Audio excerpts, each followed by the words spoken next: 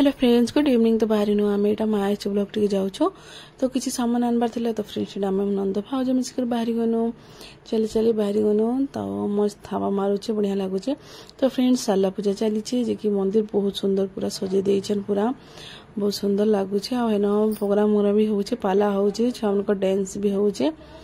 तो यहाँ आसी गनु आम राशन दुकान के आनो कि हमको राशन नेबार थिला। तो फ्रेंड्स ठिया होइछु से सब सामान बाहर कर तो यहाँ देखुथिबे केते कुरकुरे चिप्स।